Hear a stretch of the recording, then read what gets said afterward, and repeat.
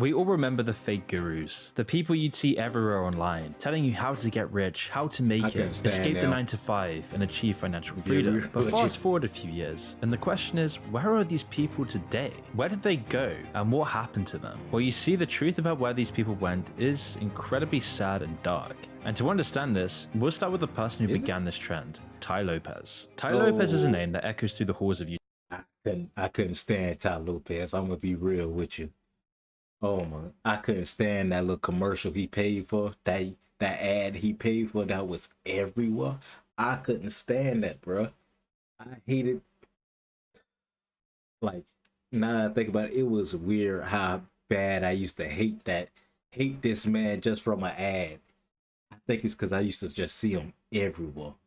But I used to hate him. I'm like, bro, I can't stand this dude.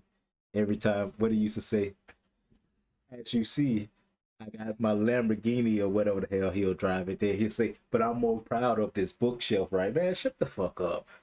What the hell you had a bookshelf in the garage for? You ain't reading no damn books in the garage. I couldn't stand Tai Lopez. Oh my God. You got books in the garage for what? You know you wouldn't read none of that. YouTube lore. He started this channel on August 27th. And then, like most gurus, come to find out he really ain't had no money. He just put everything into it to make it look like he had money. 2013, like and automatically took on the persona of a very successful investor and entrepreneur. This goes back to his first video, how to get things done and stop sucking your thumb. And some of these early videos really helpful and insightful. It seemed like Tai Lopez was just a wise guy.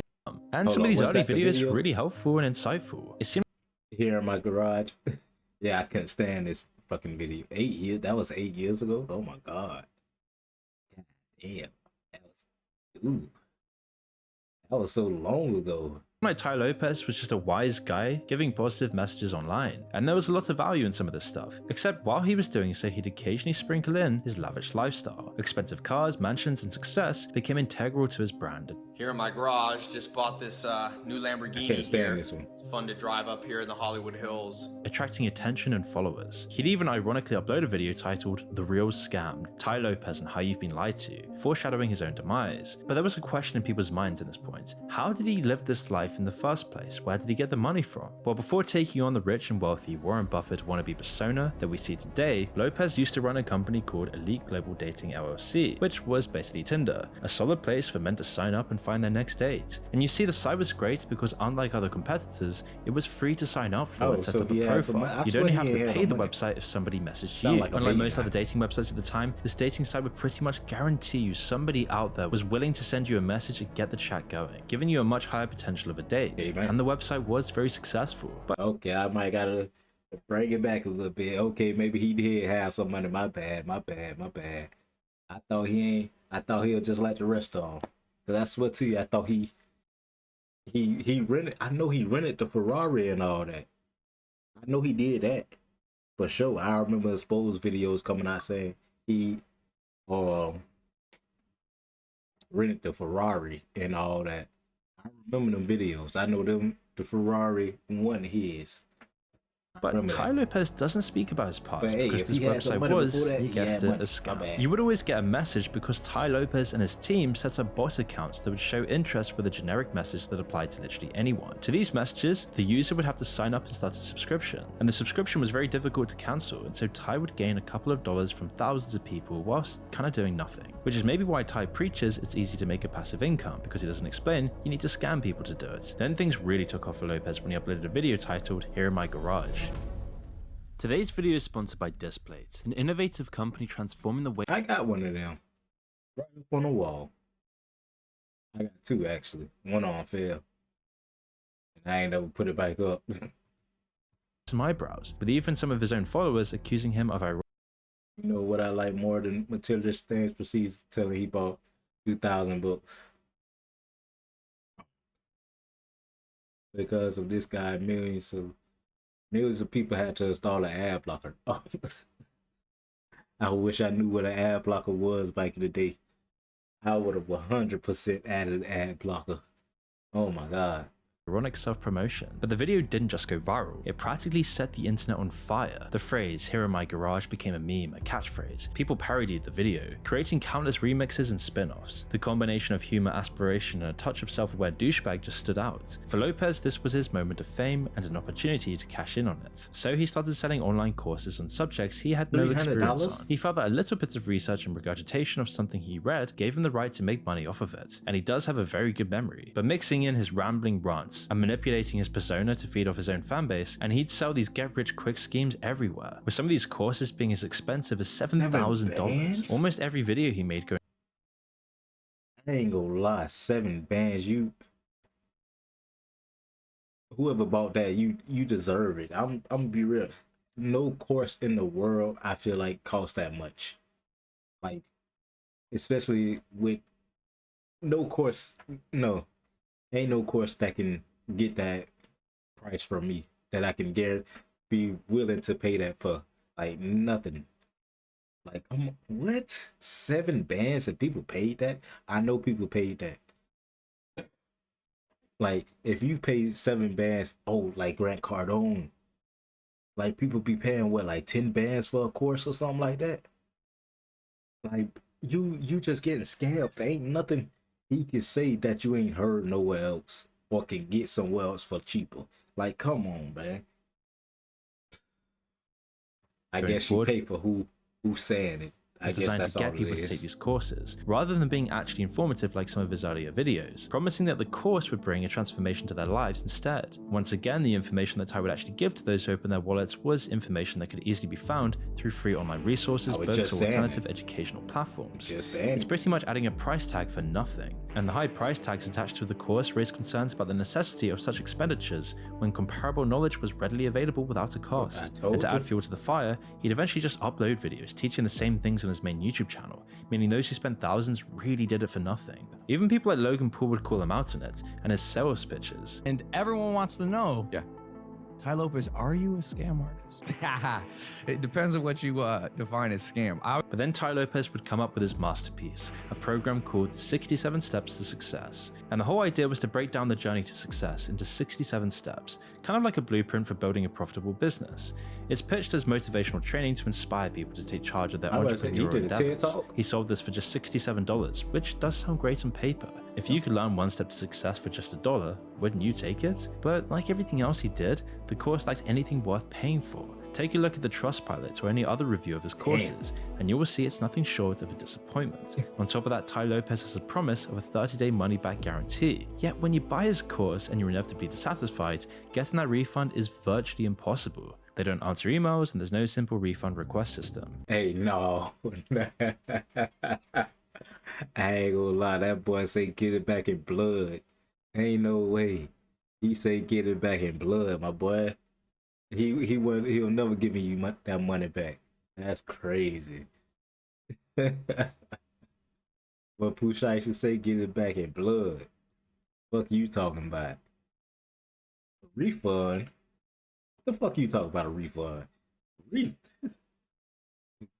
Crazy. Furthermore, lots of users complained about how they would not be able to cancel subscriptions to his courses either. Doesn't this sound familiar to his first business? As one comment explains, the secret to his wealth? Well, that's the part you will eventually figure out as you fork out $67 for a tour of Lopez's home. But to be fair, this did make Tai Lopez incredibly rich, and he was smart enough to buy some pretty large companies from it. One particular company that stood out was Radio Shack, which Tai Lopez acquired in 2020. He had this pretty ambitious idea to turn the well-known platform into a decentralized exchange, along with its token and ecosystem. Yeah, actually, it's still some Radio Shacks open. I remember looking it up one day. I think it's only like 2-3 of them or something like that, ain't it? I think it's still a few open. But, I guess I can say that. But I know, like, simple terms, the reason why Radio Shack went under, because there was too many in the same vicinity, like they overlapping each other. It was too many basically, and that was fucking them up. That's the problem. That was the problem with Radio Shack. Which he did in 2022. People who grew up going to Radio Shack as a kid wanted in, and it seemed like a solid opportunity. But it really wasn't. The crypto saga took a huge hit pretty much off the back, and internet personalities like CoffeeZilla were ready to take a deeper dive and expose Tai Lopez for what he was really doing. And it didn't take long to find the first issue with this new crypto approach, starting with the white papers on orthodox formats, which read more like a collection of famous quotes from various thinkers than a technical document. Most white papers or technical documents describe what they do, what these tokens do, like in math terms, right? It's mostly just numbers and economics. This has very little of that, very little math, and it makes up for that in famous people quotes from books Tai has read. And for anybody who knows anything about crypto, this raised some eyebrows, as is typically where little disclaimers for scams lie. I couldn't stand the crypto phase. I'm gonna be real with you. The crypto phase was so dumb. People really believed that. Like if you wasn't finna, like, besides Bitcoin and Ethereum, I think, yeah, besides them two, everybody else was just dumb. Like the celebrity coins and all that. You had to be dumb to put your money into that and actually believe it was gonna be something worth something. You had to be dumb as hell. Like I'm gonna be real. People that fall for dumb scams, I can't feel bad for you. I'm sorry. You fell for it. Like, use your brain. That's what you got. Use your brain. How do you fall for an obvious scam? Like, bro, that's like somebody telling you to pull out your credit card and let me see the front and back of it while they write it down, and you don't say nothing about it. Like, it's stupid. It was stupid to me. The white paper lacks substantial mathematical and economic content in the paper, which is more often than not the main focus behind having a white paper in the first place. So CoffeeZilla made a tweet thread explaining that things aren't looking legit here. I've been investigating this because things aren't adding up, and some investors are alleging it was a scam. And what he found was that it was pretty much all a huge scheme to run away with more money. In typical Lopez style, Radio Shack promised consistent 20% returns to those who invest more than 100,000 into the tokens. Of course, this never ended up happening. And fast forward just a few months, and to no one's surprise, the exchange failed, and the token price is down 99.9% from its original price. But hey, this was Radio Shack's failure, not Tai Lopez, who made some good money from the scam token and then sold Radio Shack to somebody else. Lopez was smart. In fact, he was the first YouTube financial guru, meaning he did kind of write the playbook here. And so for most, nobody had ever seen these tactics before, especially on the scale he was doing it, which is why for the most part he's gotten away with it and still continues to make hundreds of thousands of dollars of people who still believe in him. And he does have over 2.3 million subscribers and over 800 videos to choose from, but he almost gets no views on these videos. The only views he gets anymore is on his podcast circuits. But Tai Lopez was one of the first to do this, and it works so well for him that there's now been hundreds of other finance advice channels popping up using Tai Lopez's exact techniques as a blueprint. And somebody who did this perfectly and really succeeded was Jason Wojo. Except he would do this on TikTok. Oh, I know. This is Jason Wojo, and if you use TikTok, there's a good chance you've seen one of his ads pop up as he flexes next to a McLaren. He portrays himself as a self-made millionaire, claiming that you too can become one. Of course, he would do this by selling courses on how to create successful social media marketing agencies, or any other of these digital marketing packages, essentially promising some sort of get-rich-quick opportunity, the bad advice he loves to give. He's been so arrogant enough to call his course a six-figure agency accelerator, selling for just $97, or you can meet him yourself for just $4,000 as an elite package. But what makes Jason Wojo even worse than Tai Lopez is the fact that he actually has no money. Throughout all of his videos, Wojo is just standing next to a single McLaren, which gives him the image that he's successful. Other than that, there's pretty much nothing else to see any signs of his success. You just need to take his word for it. And sadly, hundreds of thousands of people fell for it. My thing is, you don't ask questions. You don't be like, well, where you got your money from? Explain to me how you got your money. They don't ask no questions like that. They just believe anybody. Like, I can't feel bad for you. Ask questions. Because obviously, bro, I remember when he was popping off. Ain't no way somebody believed he had all this money and all that, and he didn't say how he got his money or nothing. Like, people just believed that. Like, come on, for it. man. But if you take a deeper look and really that was listen to what he their says fault. in many of his videos, and you'll really see he's putting on a facade of wealth. For example, in one of his videos, he brags about not owning a big apartment because he doesn't need one, and how he isn't spending money on a bed frame, sleeps on a bed on the floor, and even lives out of a suitcase. Which is probably why he's never filming in his house, because he doesn't actually own one. Plus, why would he claim to be so minimalistic, yet showcase his cars at every opportunity? In fact, if you watch 3 random videos that Jason Momoa Ain't no way my boy out here. See, people fell for that. See, I ain't got no bed frame. I ain't got no mattress. I ain't got nothing that people still believe. Oh, I'm just a minimalist. But I really got money though. But I drive a McLaren. Like, make it make sense, my boy. Come on, bro. Bro, I need to find somebody to scam. Shit, if it's this easy, I'm sorry, but come on.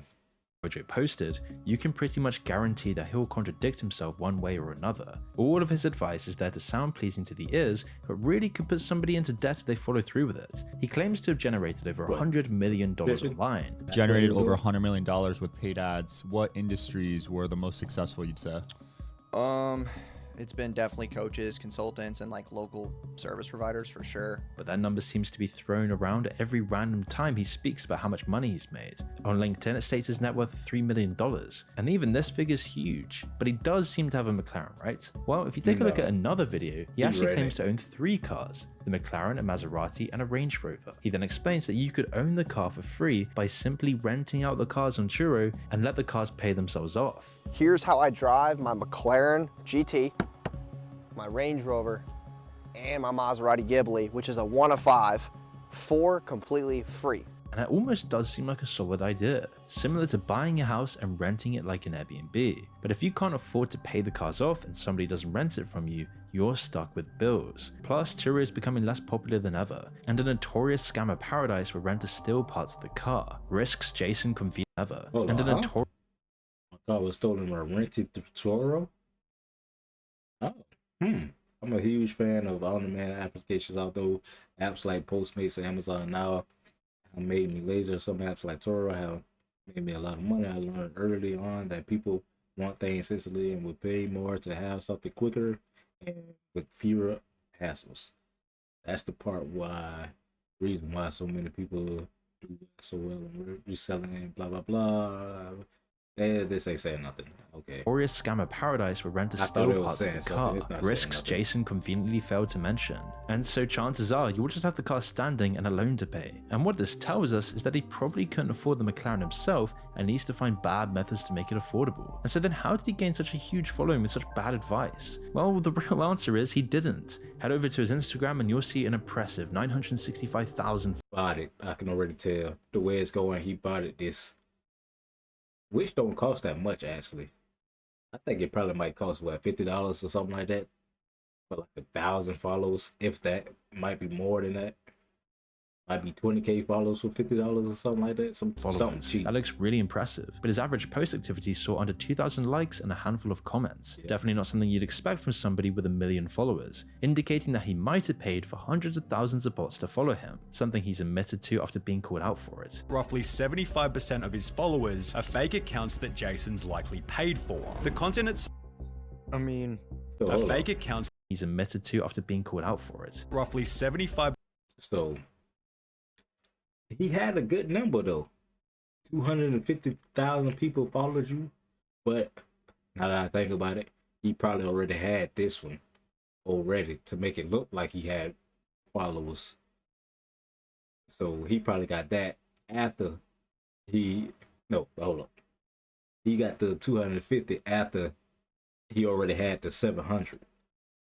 Because people only like to follow people that already got followers. I'm gonna be real. That's how people work.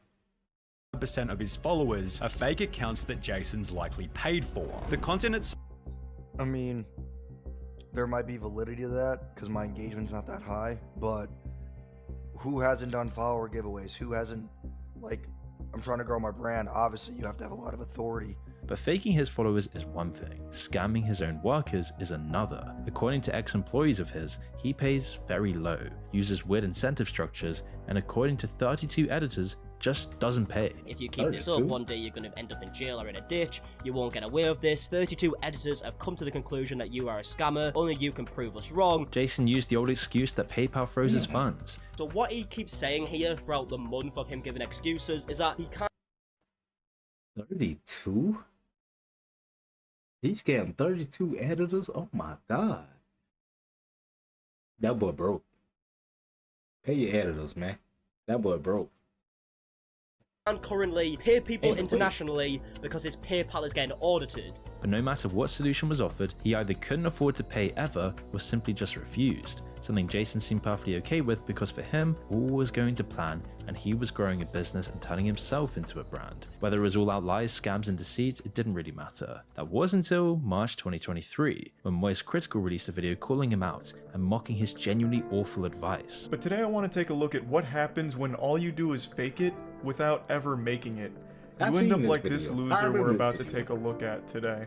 Almost instantaneously after the video was released, Jason deleted his TikTok account and announced his retirement for creating viral videos. His self-help courses are still available to purchase, but Moist Critical had tarnished his reputation within the online community, and it seemed like that was all from Jason. But he is still around with a YouTube channel with just around 8,000 subscribers and occasionally posts pictures on Instagram of himself and his flashy lifestyle. It seems he also has enough of a following to keep traffic up and keep making a living off of it, since just a week ago, he announced the Scale Your Ads tour, where he'll be traveling to 20 cities across America, offering the same old advice just offline this time. And while Jason Wojo's fame on the internet as a financial guru was short, he's still gotten away with it, something this next guru didn't have the privilege of doing. A man you've probably heard of before is Grant Cardone. Born in Lake Charles, Louisiana, Cardone's early life wasn't all glitz and glamour. In fact, he grew up in a lower class working family, making his opportunity. Let me hold up before he get to it. Would I consider Grant Cardone a scammer? Yeah, I think I would. Yeah, for sure. Yeah, I consider Grant Cardone a scammer for sure. Yeah. Opportunity to find quote unquote At the lowest end, I think I might be able to just consider him like a bad group. No, I don't know, like, cause he do some fucked up shit. Yeah, he lied. Yeah, scammer. Yeah, scammer. Financial freedom unlikely. Yeah. However, Cardone had spark within him, a huge determination to turn things around. His first steps into the world of success were through sales. He had the charisma and a way with words that made him a successful car salesman. He took the opportunity and honed in his skills and understanding of the art of selling. In the 90s, He was a car. Oh my god, that's why he's so good. That's why my bullshit meter always go up with him. No wonder he a car salesman. Oh my god, I don't like people where I get the feeling that you always trying to sell me something. I do not like that at all. That'll make me hate you.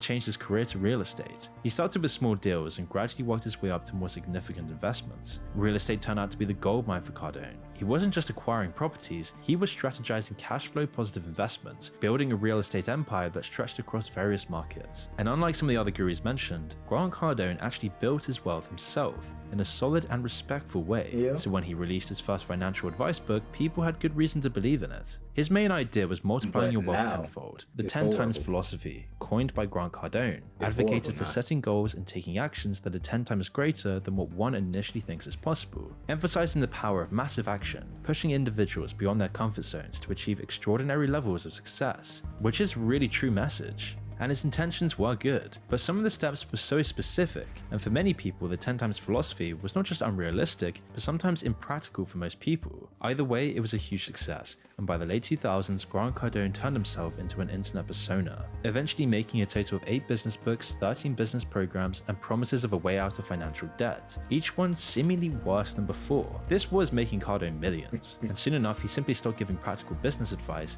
and rather gave them the motivational speeches, because after a while, how much material can you keep talking about? This was when he would basically say whatever his fans wanted to hear. With Grant Cardone, it's fair to say his intentions in the beginning might have been good, but now he trips over his own words. The person that has $236. Invest it all in yourself. You're already broke. Don't hold on to $236. Our parents, they taught us to save money. You know? Yeah, This is 100%. stupid. A safety net is one of the first goals any investor should establish in the fund. We recommend that everyone should save regularly towards some kind of safety net. It just doesn't make any sense. Save your money. Prepare for a rainy day. It fucking don't rain here. I need to treat money like it's sacred. However, the peak of criticism arose when Cardone began encouraging his audience to pay exorbitant amounts, up to $12,000 for a 3-day event with him. Yep, that's I'll why I never say forget. he a scammer. These guys No, paid well, $12,000. no, not this.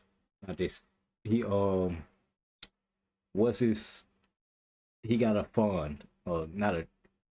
What is it called? Damn, I can't think of what it is. But basically, he basically, how much he see? Like you get like 10 to 20% back in real estate. When you invest with Grant Cardone, but really and truly, you ain't gonna get nothing. Because basically, the amount of money you put in is not going to be worth it at all, but it's just making Grant Cardone richer. I can't think of, oh man, I know that probably ain't make sense. Damn. I can't really remember because I ain't looked at Grant Cardone in so long. Damn. Each to sit in that chair.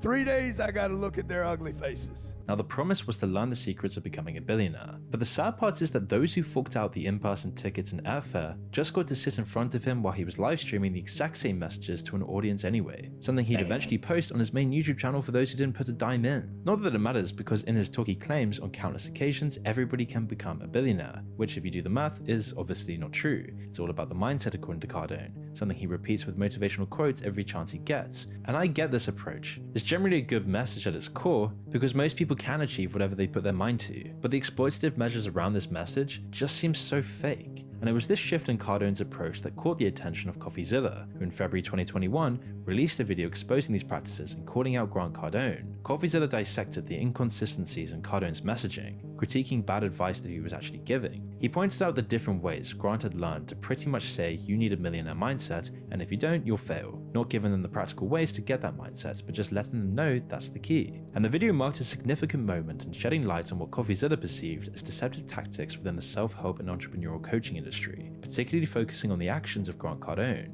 After the video went out, more and more investors dug into Grant Cardone, uncovering his past, finding out that he was doing more than just giving bad advice, but was actually misleading investors, which was fraud. Suddenly, he was hit with a lawsuit, and according to the charges against him, Cardone misled investors through social media by misrepresenting the potential profits from his multi-family real estate deals. Specifically, the claim suggests that Cardone misrepresented the value of the properties involved, providing a distorted view of the investment's profitability. This legal action implied that investors may have been led to believe they could achieve higher returns than what the actual investment could deliver. That's this one I was talking about. This why I say he's a scammer. Misleading representations about the worth of properties can have significant consequences for investors, as it may impact their decision-making process and financial outcomes. Cardone has swindled his way out of the suits, and they were eventually dismissed, but the damage was already done, and more people were seeing what it really was. Enough for Cardone to receive a warning from the Securities and Exchange Commission. For Cardone, it was just a slap on the wrist, and he still uses the same old tactics on social media today. He's still misleading investors by overpromising returns, downplaying financial liabilities, and not fully disclosing fees. As CoffeeZilla put it best, Grant Cardone is actually a rich person, but the advice he gives is kind of fake and meaningless. Despite the allegations of being a fake guru, Cardone has mastered the art of self-promotion. After all, he does have that extravagant lifestyle he showcases on social media. He does actually use private jets, luxury homes, and expensive items of all kinds. And it is compelling. The appeal of this lifestyle, combined with his charismatic and confident persona, contributes to his wildly successful fake brand, which is kind of a dangerous. Ain't no way he coming down like the mega church priest. Confident persona contributes to his. Ain't no way he coming. He a mega church priest now. Ain't no way.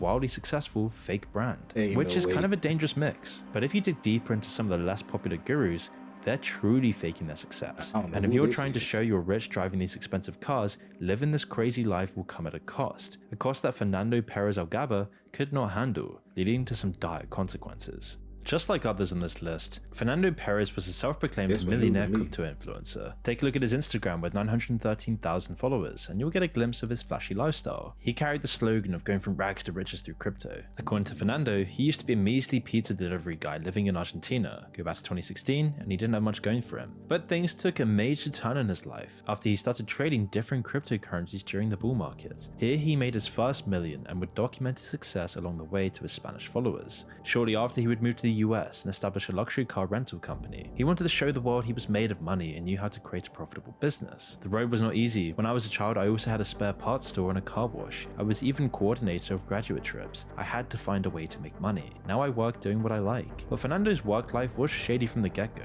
Despite having family ties to Argentina, Fernando deliberately steered clear of the country, choosing to avoid it at all costs. By the end of 2021, the crypto market crashed, yet he continued to showcase his millionaire habits. He even started a new jet ski rental company, something he claimed was wildly successful. In 2023, Fernando moved to Spain and opened up a crypto trading business with 25 full-time employees. People wanted to be him. After all, the Ain't no garage he way. showcased looked like it was straight out of GTA 5. Behind the scenes, his life was in turmoil. While he was claiming to be a millionaire, running a successful luxury car rental company, checks started. He was struggling mentally and was under psychiatric treatment for an anxiety disorder. He'd lash out sporadically with those around him. And in July 2023, Fernando made his way home for the first time in years, and he started acting weird. His posts on social media weren't as flashy, and he held some cryptic messages with them. In one post, he created a collage of pictures with audio saying, "It's incredible how there are such evil people in the world, that while you're thinking of helping them, they're thinking of destroying you." In his final post, Fernando wrote, "Hello mum, I needed to clear my head as always, and from here I'm realizing two things, that we can't escape from problems and that problems will always follow us. Well, if something happens to me, everyone is already warned." The post was made on July 15th, and Fernando would never be heard of again. On July 19th, Fernando was supposed to return the keys to the apartment he was renting, but he didn't show up nor answer his phone, so the owner of the apartment did call the police, but nothing was found. However, it all became clear on July 23rd. In a small Buenos Aires town, Argentinian children were playing soccer and noticed a large red suitcase abandoned near the river. Out of curiosity, they checked inside and saw a human hand. Naturally, the kids were horrified when they saw what was inside and reported it back to their parents, who eventually called the police. It was discovered that his body had been cut up into pieces and placed in the suitcase. Fernando was easily identified by his fingerprints and his noticeable tattoos. At just 41 years old, Fernando had been murdered. His body had been cleanly amputated. According to local police, the hit was done by a professional. Oh, gee, boy, who the fuck he was fucking with?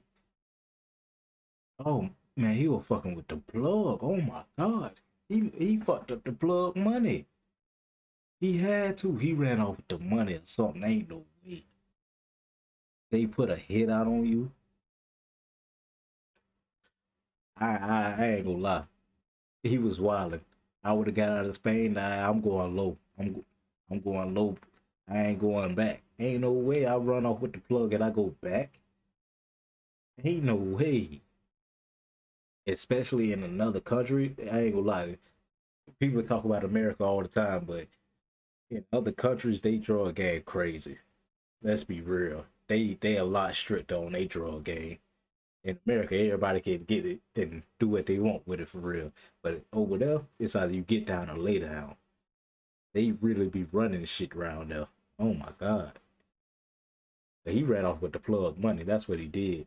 An autopsy then revealed that Fernando had already been shot 3 times, indicating that he had died before the attackers disassembled his body. So why? Well, apparently Fernando was in heavy debt, and in the past few years, Fernando registered several companies of his own. Some had no tax identification number, and others were straight up fraudulent. Apparently he owed millions in taxes to the Argentinian government, which could have been why he fled the country in the first place. But an even worse case is that while Fernando was in Argentina, he had borrowed $40,000 from one of the most violent gangs in Argentina. Not the type of enemies you'd want to make. And while police are still investigating this horrific ending of Fernando's life, it's an interesting point to be made on how easy it is to fake this glamorous lifestyle. He had a whole section on his Instagram titled Profit, but wouldn't pay back $40,000 to a gang. It's easy to sell the dream of crypto as you hear so many success stories. Fernando's was a fake one, but you can only expect somebody who calls himself the crypto king to be legitimate, right? Well, meet Adrian Platinsky, a self-proclaimed crypto king who at the tender age of 23 managed to carve a niche for himself in the world of cryptocurrency. That meant he was financially free, living a life everybody wishes to have, and that's exactly how he became a social media sensation, showcasing a lifestyle that seemed to scream success in the crypto realm. Taking notes from other fake gurus, Aiden would flaunt his wealth at every opportunity. Not only did he have Ferraris, McLarens, and Lamborghinis, but he also showcased fancy living and traveling. By now, you know how the story goes. He positioned himself as a crypto guru, enticing individuals with the promise of substantial returns on their investments in cryptocurrency and foreign exchange. His lifestyle clearly showed he knew what he was doing, so Aiden promised them a 70% 30% split on gains. That meant that if they made $100, then Aiden would take $30 and give the rest to the investor, a huge chunk. But to equal that out, Aiden also offered something more enticing. If the investment lost any money, he'd pay back the full amount. Basically, it offers a risk-free investment. He was so confident in himself that the investment should increase by as much as 10% every week.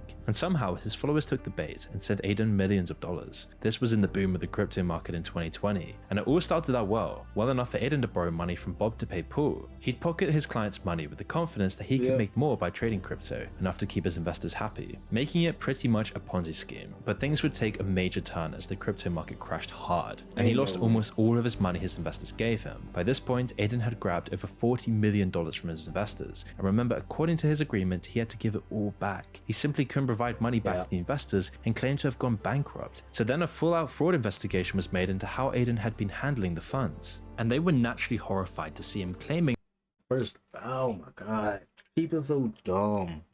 Well, not them. That was a safe investment, but it's still dumb. Ain't no legit company guaranteeing nothing. Nobody guarantees nothing unless it's something easy. No guarantees, no on no type of contract or nothing. He is wilding. that he couldn't pay back investors while living in a $45,000 a month mansion. So he was brought in for questioning for over 5 hours. He offered excuses, claiming that he did make disclaimers and his failed investments were unintentional or the result of external factors. However, as investigators delved deeper into the financial intricacies, the facade of innocence crumbled. The investigations went further on, and it became clear he handled investment money like a Ponzi scheme. After going to court, Aiden Pledisky's lawyer said that the allegations against his client were exaggerated. He said Aiden had not actively solicited money from investors, rather individuals were drawn to him by witnessing his success in crypto investments since his teenage years. The lawyer then argued that the investors were driven by a desire to replicate Aiden's achievements, overlooking the volatility of the crypto market. According to Aiden's legal team, the responsibility rested on the investors to recognize the risks involved and acknowledge that a young Aiden might not possess the qualifications necessary to navigate such intricate financial matters. Basically saying, well, they gave money to a 23-year-old, what do you expect? That is despite Aiden sending his clients pictures and statements of fake returns. One of the men on the investigating team was Akko Hayward, somebody who apparently already knew Aiden. That's because he had invested some $700,000 with Aiden, and after finding out what he really did with his money, he started sending death threats to Aiden. However, Aiden didn't really seem to care and continued to showcase his lavish lifestyle. But then, in March 2023, a news article reported that Canada's crypto king had been abducted and tortured over a $3 million ransom. It was his father who reported the abduction that took place a few months prior, and his father would suddenly wake up to a call from his son and a demand for $3 million Canadian as a ransom package. 3 days later, after further death threats and torture, Aiden was released with a warning that he had to get the money or else. At first, the news was pretty much brushed under the rug because nobody believed him, but a few days later, he posted this video. What happened is my fault. I'm not going to put the blame on anybody else. I'm not going to try to put the blame on anybody else. I feel humiliated. I feel disgusted in my actions. I feel disgusted in what I did. After 2021, I feel like a lot of it was illegal. All these guys that are owed the money, I'm going to do what I can do to make it right. I'm going to call each and every one of you individually. Before things escalated further, 5 men were arrested for being involved in the abduction. Akko Hayward was one of those arrested. Akko and his co-conspirators pulled up to Aiden's house with weapons and forced him into the car. Akko, having seen some of Aiden's financial records, felt he was hiding funds during his bankruptcy proceedings, something others had been accusing him of doing. According to the bankruptcy report, there's only evidence of Aiden investing a total of $677,000, less than 2% of the funds given to him by investors. That meant Aiden spent nearly $16 million of investor funds on himself, renting private jets, going on vacations, and adding luxury cars to his collection. Despite making his apologies and despite nearly being killed for his crimes, he is still walking free. In fact, he's actually created his own Kick streaming channel, and in his description it reads, quote, "Doing what you love to do is worth way more than any amount of money," which is easy to say when it's not your money you're spending. And to no surprise, he loves to gamble live on stream, which makes Ain't no way. I'm gonna be real. That's wild. Bro almost got killed over this. And by the police. The police did it. Oh my God. He can't sue them on that? Oh my God. I would have tried to sue or something. Shit. Well, they wasn't on the job, obviously. But damn. But these last two boys were fucking with the wrong people. Oh my God. You wonder what else he did with the investors' money. And the reality is, fake gurus will continue to thrive, not only because of their cunning tactics, but also because people want a way to escape society as they know it and propel themselves forward. So when a Tai Lopez or Grant Cardone pops in with the promises of quick success and transformation, it's always compelling. And in our culture that promotes instant gratification and material wealth over everything, these people are icons, a reflection of our broader societal issues, our obsession with wealth, our obsession with materialistic wealth, the desire to not work, and the constant pursuit of external validation. Because of this, there will always be a future for fake gurus, but time will tell who will be next.